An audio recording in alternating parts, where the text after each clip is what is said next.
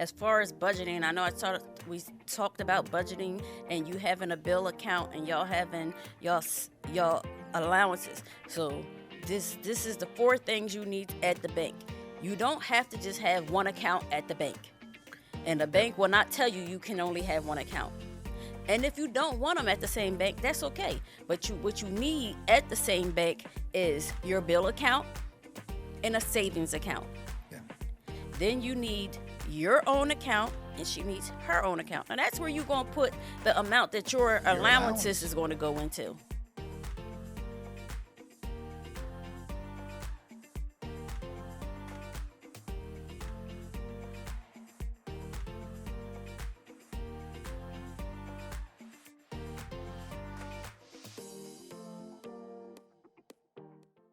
Welcome back to Conversations Beyond the Pulpit. I'm your host, Bishop Joseph N. Roberts Jr., with my lovely wife, co-host Pastor Michelle Roberts. This is the podcast where we delve into everyday human experiences from the lens of faith. Today, we are talking about something that I believe everyone needs to share the link, send it out, because I think it's going to help you. It's marriage, finances, and budgeting. Statistics tell us today that finances is the number one cause of divorce. I believe that it's not always the lack of finances. It's not always having enough finances. I think it's poor budgeting. So today we're going to talk about some of the things you can put in place to help you better budget. My wife's an expert at this. I think we're going to talk about putting some strategic tools in place that can help you with money management. And one of the things I tell all married couples, you're not in a competition with one another. Just because she got something new, you don't need to go get something new. So the topic today is something near and dear to our heart. We've tried to implement certain things in account sharing. We don't have that's her money, this is my money. Everything is ours. We're compact, jointly fit together. We believe in the union of marriage, two becoming one. So we've learned how to become one with our finances.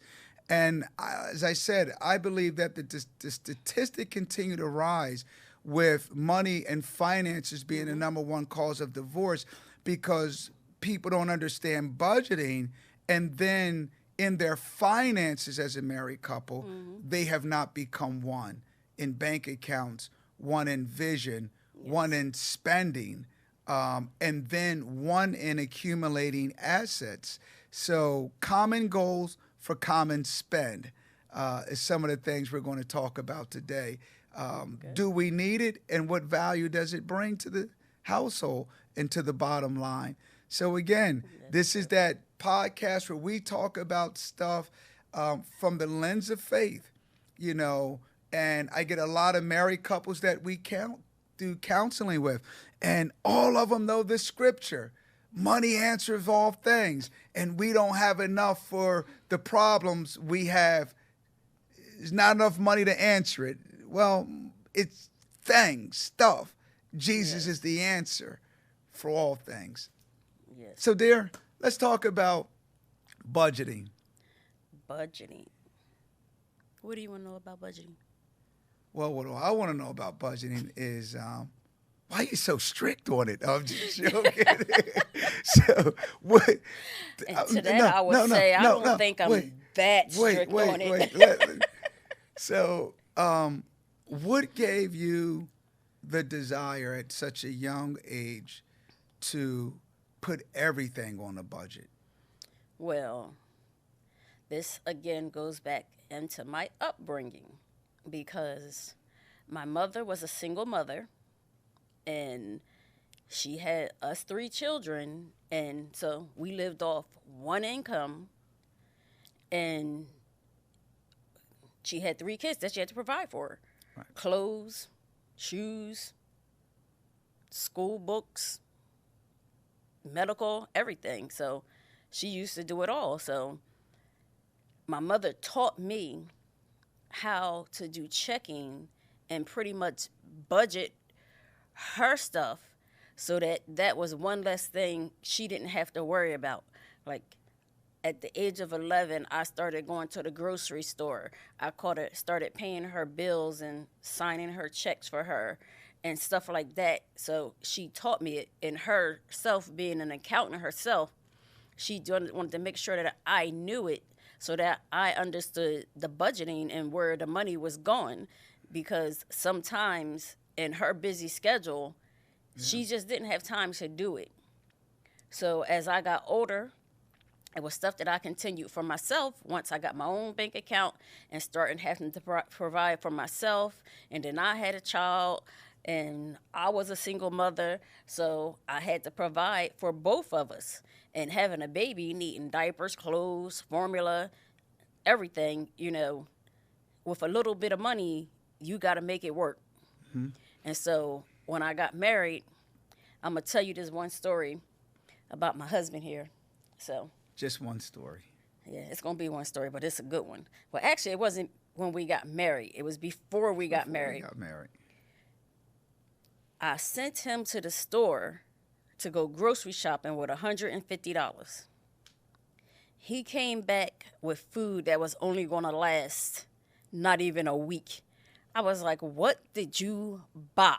He was like, I got food for us. I said, I gave you $150. That should have been enough food for a month. And we talking a long time ago, people, so. Right now, there's only enough food for 5 days, maybe. So I was like, you should have had enough food for a month. He was like, ain't no way. I was like, yes, there is. And not only that, he went out shopping for him and his son at that time, and he came back with a sweater that was $150 for a 2-year-old. I said, you do know he's only going to wear that sweater for 3 months. You said one thing. It's the same story. Two different occasions. Two different occasions. And that, it was time for me to teach him how we would have to budget together if we, were going to make this one union. So, yes, at first, I wrote everything down in the book. I put all the bills in the book. I wrote them down, and this is what we needed to absolutely spend every month. And this was before, and I'm going to say this, it was before we regularly started going to church. Once we regularly started going to church, I had to revamp our budget because our tithes had to come out first. Good point. Once we started our tithes coming out of our paychecks first, our budget tend to stretch even longer. So I'm going to tell you Christians that say, I can't pay my tithes. I understand how much you make, but you do understand, if you make $500 a week, your tithes is $50. You just spent $50 going to the nail salon. Okay? You just spent $50 going to the nail salon. You don't have to go to the nail salon every week. You can go every other week. But either way. But yes, so that's how I started budgeting. And my mother taught me budgeting, so I always believed in budgeting your money. So there's always a budget. We as Christians, our tithes first, all of our other bills next. And yes, there's some things that we really don't need. And in the beginning, people, and I'm not going to say I don't have one, because I do, but credit cards really aren't necessary. They really aren't. It's something that we do, and we say we're going to get it just to stretch our money so we can keep our money in the bank, and we'll pay that credit card afterwards. And yes, they do help build credit, but if you have to get one, you only need one, just one, to help expand your credit. So, yes, so budgeting again. So, yeah, you have your tithes, you have your mortgage if you have a house or your rent. Then you have your gas that you need for your cars that makes it able for you to get to work, or your transportation if it's a bus. You take that out. You should know up front, how much do I need every month to get back and forth to work? So that way you're not guessing every week I don't have that money. I don't have that money. And as a married couple, I'm going to tell you something that really works for us. Whoever made the higher amount of money, that's what we paid the bills with. Whoever made the less amount of money, that's the one we put in the bank for emergencies. And yes, we had allowances. We took a portion of our checks every time we got paid that was supposed to suffice for anything extra we wanted to do for ourselves. Our children came out of the Can I main interject budget. something? Budget. You have to have the stick-to-itness to stick to it. Keep going. Yes, you do. I'm not saying it's going to be easy in the beginning. I'm not saying it's something you're going to want to do in the beginning, but it's something that is necessary so that money does not become an issue within your marriage. I know there's some, now I'm not putting my money with hers. I'm not putting my money with his. This is exactly why I say put yourselves on an allowance. Yes. You can have a joint account that pays the bills, not well you pay the mortgage, I'll pay the cable bill and the electric bill. No, put them all in one place and you can budget your money much easier. Depending on how much you make, you get your allowance, and that should get you through the week for whatever you want to go buy, whatever gas for your car. Your gas should go into that, so that way through that week you're fine. And then you see what you got to work with. You won't overspend. My wife is very granular on these topics. You can tell how much she likes to budget. She will tell you in 1987, she had $5 and she had $4.99 left at the end of the week. So I'm gonna take a little broader stroke at budgeting. I will not. So first, I want to talk about early on in our marriage. She reminds me of this $150 sweater often. In my defense is when the Cosby Show was out, and Bill Cosby wore some very nice sweaters. In my defense about this sweater, and my son's aunt, Cookie, loved the Bill Cosby sweaters, and her husband, who is my son's godparents, always had these wonderful sweaters. And so whenever he was going with his Uncle Herb, I tried to get him a sweater as close to his Uncle Herb's sweater. So in my defense about the $150 sweater. There's no defense. Okay, so let's talk about budgeting. But it's a very good point, because my wife's talking about how we had to bring our finances together. What that meant, there had to be a lifestyle change. And not at that time that I had a whole lot of money. I didn't. I did live on the budget. But when it came down to my children, I knew how to save. And I always saved money. It's not how much I earned. To me, it was always how much I saved. So my wife talks about a budget. Within that budget, the reason you want to put yourself on an allowance, if you're a business owner, pay yourself. And don't pay yourself, 80% of what your income is for the company. Pay yourself, and stick to it. But in the midst of paying yourself, take a hard look at your allowances, my wife calls it. If it's $500 a month, how much of that $500 can you save? And, once you become consistent in your saving patterns, it becomes a habit, and you start being obedient to that consistency.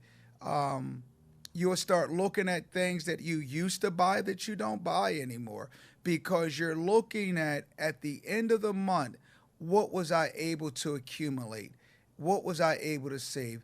And the benefits of the surplus you now have, you can start looking at, certificates of deposit, CDs. You can start looking at investing in stocks. Or as a couple together, you say, hey, in 2 years, this is what we have. So, you can look at the right upgrade to the home that's going to make it increase in asset value to you. So it's little things that you have a budget that allows you, micro in budgeting, to allow you to achieve macro goals in life. It all starts with the budget. It starts with the process and your consistency to drive the process. And if we're talking about budgeting, you have to be consistent. He who strives for the mastery is temperate in all things. So there's a temperance that comes along with budgeting. There are some days, we can become compulsive in our buying, especially us that we may not be able to afford the best car, the biggest house. We can't walk into a lavish palace or a mansion. And so where do we find our comfort for the hard work of our labor? Because the Bible does say we are to enjoy the fruit of our labors, because all is vanity. It is even vanity if we're just killing ourselves every day and don't take the time to smell the roses. So how do we give ourselves comfort or that feeling of accomplishment? Most of the time, it's by shopping. We go out, we overspend, we reach for stuff that's beyond our limits. And so my wife talked about credit cards. I have this thing where I do my best to pay my credit card off every month before the interest kicks in. I don't want to have to pay for money I just earned and spent. So again, it goes back to that budget. And then as couples, prioritizing your conversations around your finances. Early on, it was a lot of conversations my wife and I would have about our financing. I understand, at that point I worked as a chef. So I understood good grades of meat. I understood the difference between ahi tuna, and albacore. I understood the difference. And so when you work in certain fields, you develop a certain palate. My son's a photographer. It would be the difference of me just going out buying a Kodak and asking for a zoom lens, and to him like taking a deep dive into a Nikon or whatever the best camera is and saying, I need this because it's going to project this. And so it's your palate as well. And if you've grown up with people who are used to having things and you grew up going to good restaurants, you develop that palate. And your spouse, whether you're a male or a female, may not have the same palate you do. And so therefore, your range of spending is different than theirs. And so you don't compromise. What you begin, you submit to the pattern and the will of the house. This is what we're trying to accomplish. So today when we talk about finances, I can say unequivocally, I've never felt like I had to compromise my standard. I've never had to compromise whatever. We've had deep conversations about, okay, we might be able to get it now, but the time's not right. Why don't we accumulate a little bit more? Why don't we shop around a little bit more? I will tell you guys something today. It takes me 3 years to buy a car. Our dear church organist, I wear him out because he's a car guy. And we will go from New Jersey to Virginia to Connecticut looking at cars, because what I understand, it will depreciate soon as we drive it off the lot. And once it gets 5 years old, it's almost zero value. And I don't care if it's a Maybach, a Phantom, or if it's just a Pinto or a Yugo. They depreciate.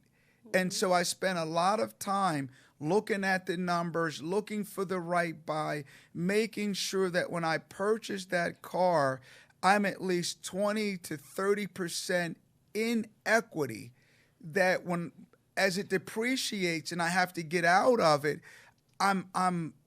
we're even. I don't want to have to get out of it owing money on it. So again, this is that consistency in budgeting. these are those conversations. And then it's putting it together for a common goal.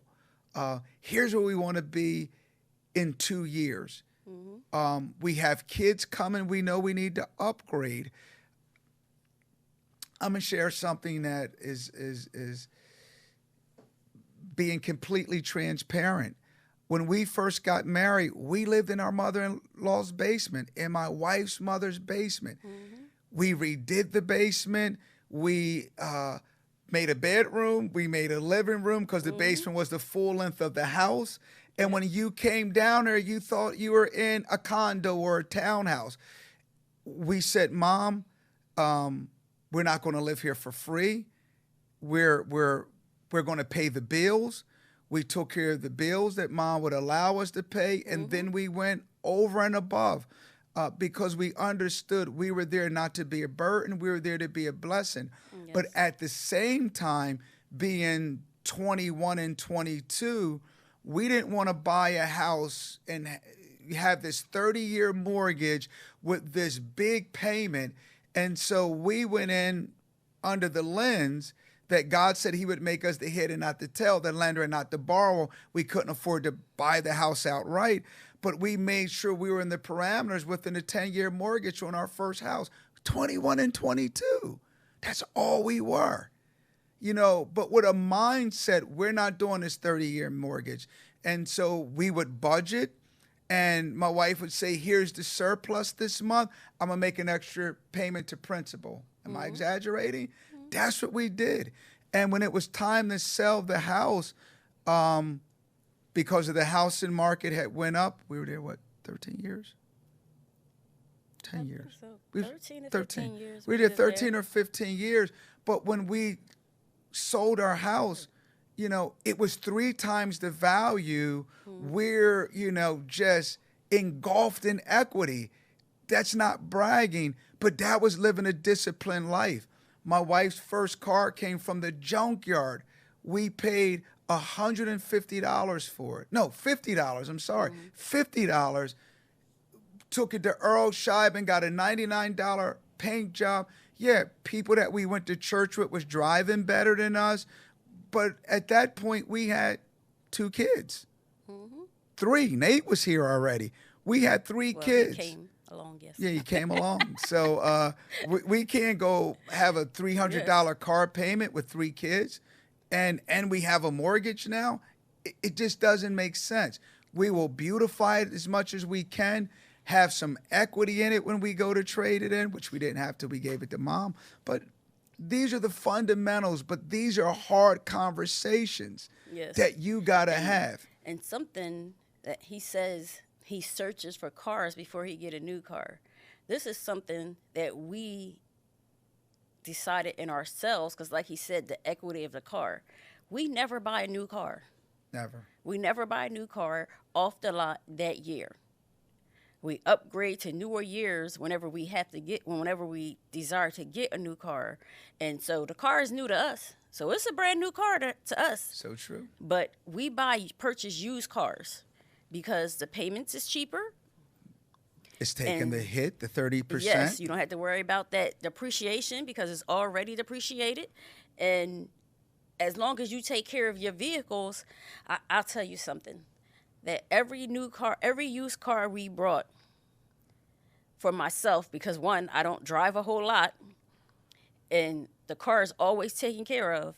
Every time I traded in a used car, I got more for that used car than I paid for it. Paid for it. To get my next car. Yep. So, little secret.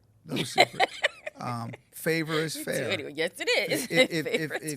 If you are a good steward, and that's what it comes down to, stewardship, being a very good steward over financing. The other thing is goal setting, and we didn't say that, and I think it's important to mention, goal setting. We talk about being able to have the surplus, being able to not how much we earn, but how much we can save, because there are people who earn a lot of money and have nothing left at the end of the year, get in trouble with Uncle Sam. So goal setting within your marriage is very important. And it does take finances to help you get there. Whether it's going back to school for education, you have to pay for it. Rather it's moving into a better community, you have to pay for it. So setting those goals and having that number you want to hit each year is very important. The other thing that I like to share with you, when growing up in church, we said this in the previous podcast, we ran into financial difficulty. And I'll never forget the year when it just seems as though we had enough to make the down payment we wanted to get our house. Our pastor said, the Lord spoke to me, and in 90 days, we're going to pay the church off. And she said, every household, this is what you're going to give. Whether it's a paycheck, whether it's this amount or that amount. We went home, and we're generous. We're givers. I say this. I never worry about. David said he has been young and now he's old, but he's never seen the righteous forsaken nor their seed begging bread. I don't worry about God taking care of us. I just don't.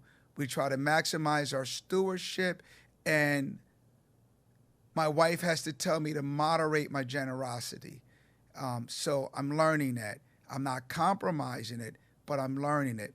And so we're in a pickle because we are ready, man. We know what we got to do. And so you could give more or give a paycheck. So we gave the paycheck. We thought that was sufficient. We still paid our tithes, gave a paycheck.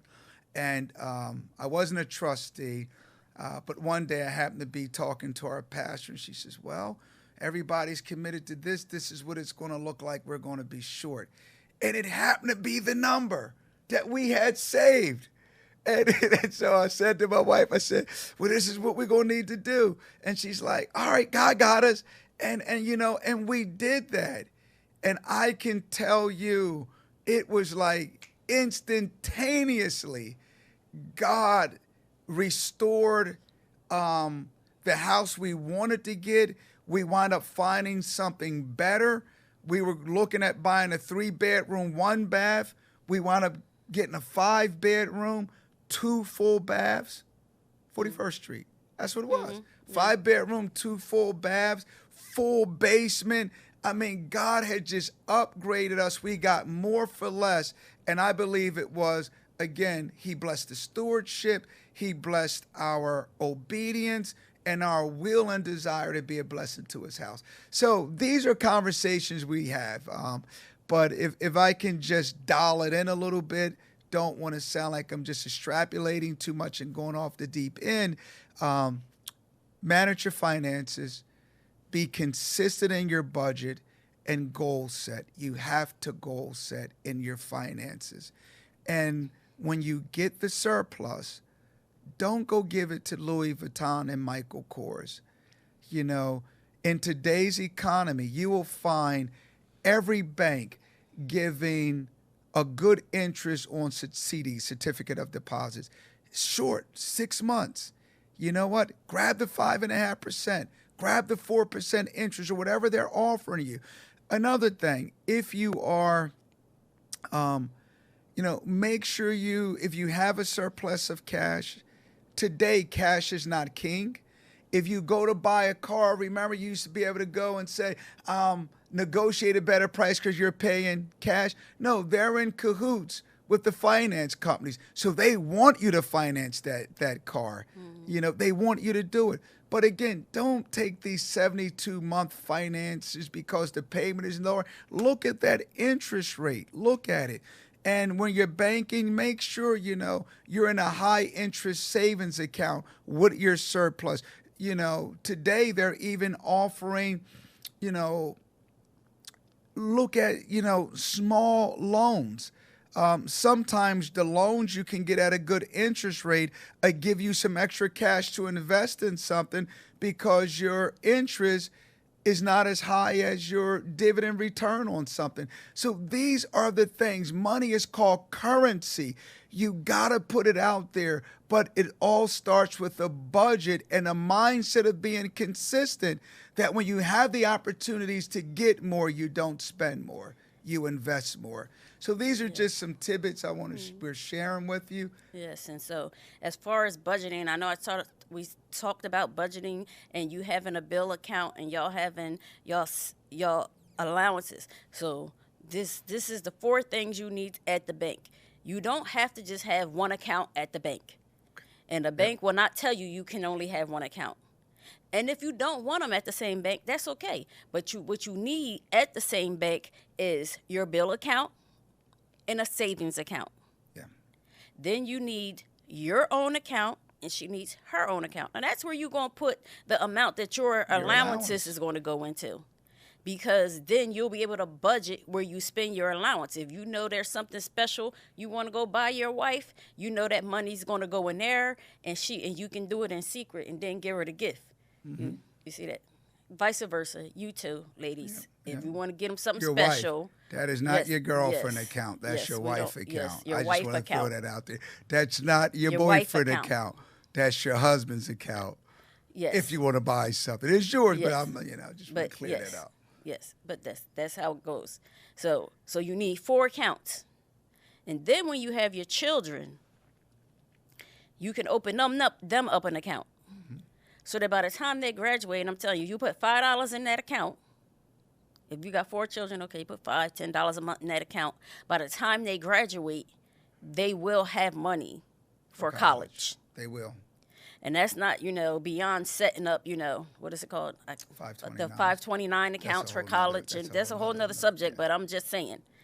You can set that up, and that would be their spending money for college to help them when they need stuff. And that's how you do it.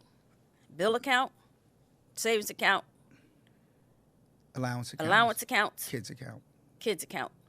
The last thing before we close out this session of the podcast, I would say, remember, you need life insurance. That's a whole nother meeting for finances. You have Gerber, life insurance for children. Yes. Your children, you need life insurance. Same thing with you adults. When you're dealing with finances, you need to have life insurance. You need to have a living will. And we'll deal with trust. We're going to do a whole episode on finances and drill into it, money and asset management. But these are the things we need when we're talking about intentional growth of the family. These are blocks that we need to have in place to build the structure of the family unit, that we can minimize the financial strains on each other's. So anything else, because my mind is going right now. So thank you very much for tuning in today to this episode of our podcast, Marriage, Finances, and Budgeting. It's very important. It can be a tough topic to talk about, but we want to help you step over, those things, those pitfalls, those potential dangers that can really put your marriage in a downward spiral. You don't want to wake up in the morning talking about money and going to bed talking about money. I would be completely insane to be married to this fine woman and I don't talk about the beauty of her brown eyes and the help me Holy Ghost and all we talk about is money or the lack of. You don't want your husband to come in and you see those nice biceps or keg of a belly, whatever it is that you like about him, and all y'all want to do is talk about money. No, put these things in place. Put the budget, put the goal setting, mitigate the risk of turmoil by saying we're going to do our best, be good stewards, and watch God do the rest for you. Thank you for tuning in once again. Join us, share our link, hit that like button. We are talking about everyday things that we don't share on the pulpit, but looking at it through the lens of faith. We love you. God bless you.